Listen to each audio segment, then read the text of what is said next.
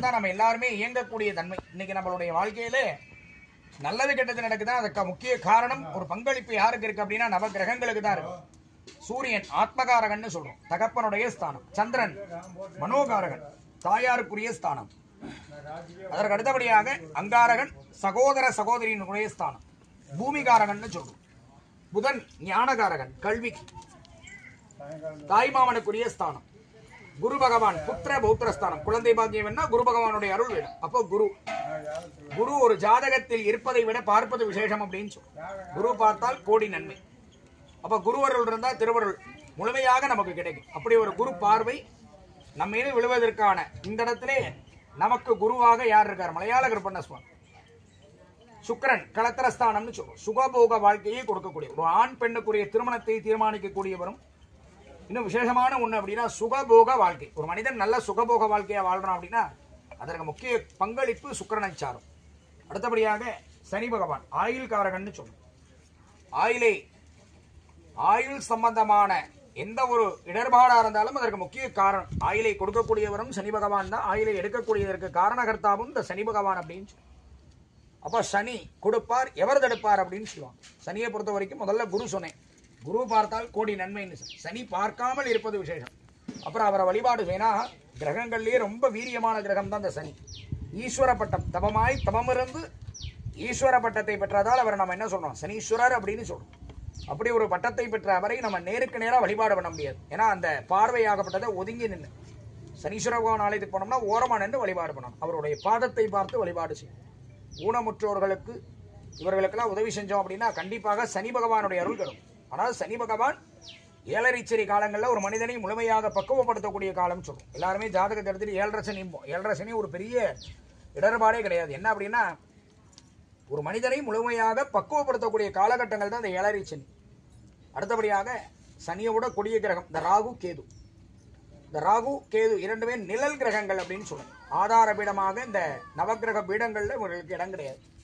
அப்ப அனுதினமும் இருக்கக்கூடிய கிழமைகள் வீடாக சூரிய பகவான் ஞாயிற்றுக்கிழமை, சந்திர பகவான் திங்கட்கிழமை, செவ்வாய் அங்காரகன், புதன்கிழமை, குரு பகவான் வியாழக்கிழமை, சுக்கிரன் வெள்ளிக்கிழமை, சனீஸ்வர பகவானுக்கு சனிக்கிழமை. அப்ப இந்த 7 கிழமைகளும் 7 கிரகங்கள் தன் ஆட்சி செய்யக்கூடியது. அப்ப இவர்களுடைய வீட்டில் என்ன செய்யறார்? ராகு கேது. ராகு காலம் யமகண்டமாக 1.5 மணி நேரம் அனுதினமும் எடுத்துக்கொண்டு, ஏன்னா இவர்களுடைய வீட்டில் அவர்களுடைய வேலையை இவங்க செய்யறாங்க. அப்ப ராகு கேது என்று சொல்லக்கூடிய கொடிய கிரகம். ராகு கொடுத்து கெடுக்கக்கூடியவர், கேது பகவான் கொடுக்காமல் கெடுப்பார். என்ன அப்படின்னா ஞானத்தின் அதிபதியாக, அதாவது கோவில் திருப்பணிகள் மடாதிபதிகள்லாம் எப்படின்னா கேதுவுடைய அனுகிரகம் இருந்தா ஆலய திருப்பணிகள் ஆன்மீகம் சார்ந்த அற்புதமான பலன்கள் நமக்கு கிடைக்கக்கூடியது கேதுவுடைய அற்புதமான அனுகிரகம். அப்படிப்பட்ட நவ கிரகங்களிலே 7 கிரகங்களான 2 கிரகங்கள் சாயா கிரகம் அப்படின்னு சொல்லுவோம். அப்படிப்பட்ட நவ கிரகங்களுடைய தோஷங்கள் விலகி நம் வாழ்வில் அன்றாடம் நடக்கக்கூடிய இடர்பாடுகள், ஒரு ஏற்றம் ஒரு இறக்கம் எதுவாக இருந்தாலும் சரி, நவ கிரகங்களால் ஏற்படக்கூடியவை. அவர்களுக்கு ஏற்ப நம்ம ஆலயங்களுக்கெல்லாம் போறோம், வழிபாடுகள்லாம் செய்யறோம். அப்படி ஒரு வழிபாட்டை இன்றைய தினம் முக்கியமான ஒரு நாள். எத்தனையோ அமாவாசைகள் இருக்கு. அதுல ரொம்ப விசேஷமான ஒரு அமாவாசை அப்படின்னா மாலை அமாவாசை, ஆடியிலே வரக்கூடிய அமாவாசை. 12 மாதங்களும் அமாவாசை வந்தாலும் இந்த மாதிரி முக்கியமான அமாவாசைகள். ஏன்னா பித்ருகாரகன் யார சொல்றோம்? சூரியனை பித்ருகாரகனாகும், மாத்ருகாரகனை சந்திரன், கர்மகாரகனாக சனி பகவானை சொல்றோம். அப்ப இவர்கள்லாம் சேரக்கூடிய நாள் தான் இன்று. சூரியனும் சந்திரனும் ஒரே கோட்டிலே இருக்கக்கூடிய நாள் தான் அமாவாசை. அப்படி ஒரு அற்புதமான ஒரு நாளிலே முன்னோர்களுடைய சாபங்கள் நிவர்த்தியாகணும், முன்னோர்களுடைய ஆசி கிடைக்கணும் அப்படின்னா இன்னைக்கு நடத்தப்படக்கூடிய ஒவ்வொரு வேள்வியிலையும் நம்ம கலந்துக்கொள்ள அற்புதமான ஒரு தருணம். மலையாள கருப்பண்ண சிறப்பு அப்படின்னா வரக்கூடிய பக்தர்களால் தான். அப்ப பக்தர்கள் எல்லாமே பிரார்த்தனை பண்ணி ஒரு சுவாமியுடைய அனுகிரகத்தை எப்படிங்கிறது சொல்லக்கூடிய ஒரு கருவி யாருன்னா இந்த பக்த கோடி பெருமக்கள் மட்டுமே.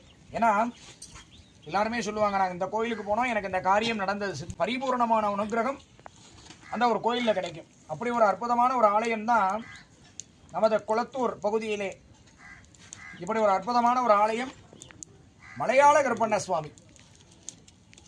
எத்தனையோ கருப்பண்ண சுவாமிகளுடைய பெயர்கள் உண்டு. அதிலே இந்த மலையாள கருப்பண்ண சுவாமிங்கிறவர் நாளை என்பது நரசிம்மருக்கு இல்லைன்னு சொல்ற மாதிரி தான். இந்த கருப்பண்ண சுவாமியை பொறுத்த வரைக்கும் நம்ம எப்படி பிரார்த்தனை பண்றோம், நாம அனுபவிக்கக்கூடிய ஒவ்வொரு கஷ்டங்களும் நம்மளுடைய கர்ம வினைகள். அப்ப அந்த கர்மாக்களை நிவர்த்தி செய்யக்கூடிய வழிபாடு தான் இந்த மாதிரி ஆலயத்தில் நடக்கக்கூடிய வேள்வி யாகசாலை.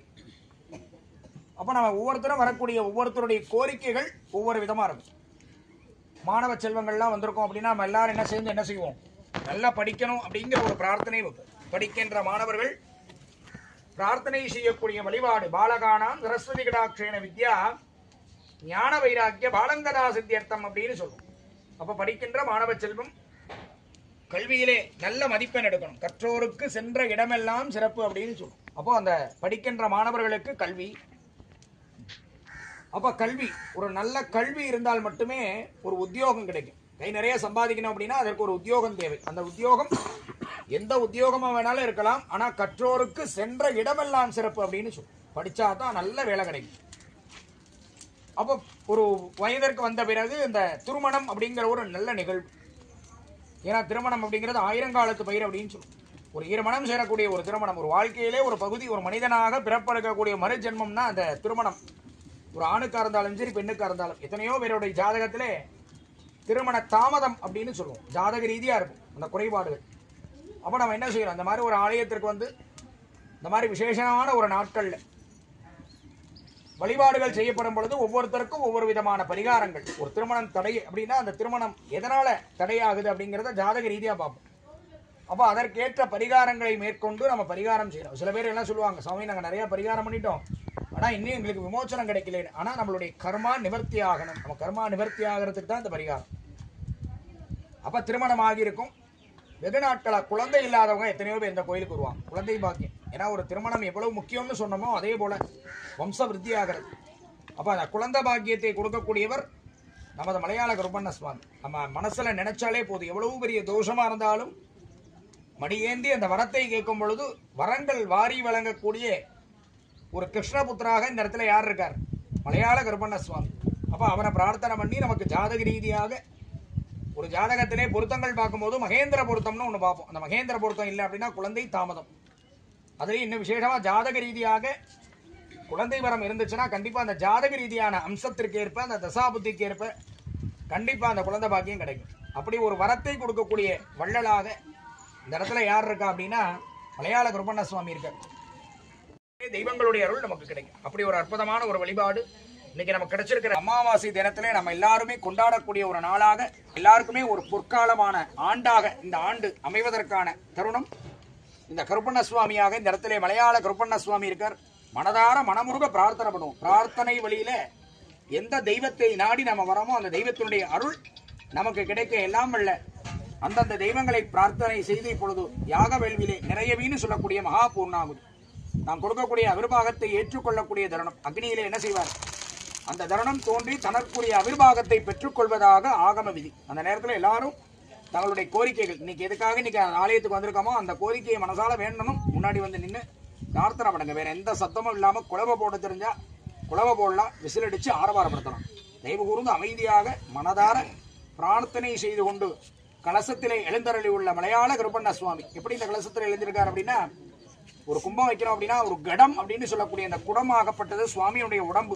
யாரு, மலையாள கருப்பனுடைய உடம்பாகவும் அதிலே சுற்றப்படக்கூடிய நூல்கள் நிரம்பு மண்டலமாகவும் அதிலே வைக்கப்படக்கூடிய மாவிலை சிகை, அதிலே வைக்கப்படக்கூடிய தேங்காய் அப்படின்னு சொல்றோம் நாளிகேலமாக தேங்காய் ஜீவனாகவும், அதிலே ஊற்றப்படக்கூடிய அந்த நீர், அந்த புனித நீர் காசியிலேருந்து எடுத்துட்டு வந்திருப்போம், கங்கையிலேருந்து எடுத்துட்டு வந்திருப்போம், எத்தனையோ புனிதமான நீர் அந்த உள்ள ஊத்துறோம். அப்போ அதெல்லாம் குருதியாக பஞ்சாசன பஞ்சமாவரணம் என்று சொல்லக்கூடிய 5 விதமான ஆசனங்களை மலையாள கருப்பண்ண சுவாமி எழுந்தருளச் செய்து அவரின் திருவுருவமாக இந்த மலையாள கருப்பண்ண சுவாமியுடைய பேரருள் நமக்கு கிடைக்க அவருக்கு வேள்வி அக்னிஹாரியம் என்று சொல்லக்கூடிய வேள்வியிலே அவரை எழுந்தருளச் செய்து இப்பொழுது அக்னியின் மூலமாக என்று சொல்லக்கூடிய வேள்வியிலே அவரை எழுந்தருளச் செய்து இப்பொழுது அக்னியின் மூலமாக சொல்லக்கூடிய மூல மந்திரத்தின் நிறைவாக நாம கொடுக்கக்கூடிய அத்துணை அவிர்வாகங்களையும் ஏற்றுக்கொண்டு நமக்கு நல்லருள் புரிய வேண்டும். எந்த தோஷங்கள் இருந்தாலும் இந்த உலகத்துல எத்தனையோ வகையான சாபங்கள் தோஷங்கள்லாம் இருக்கு, அதெல்லாம் விலகி நமக்கு நல்லருள் கிடைக்க இந்த நேரத்திலே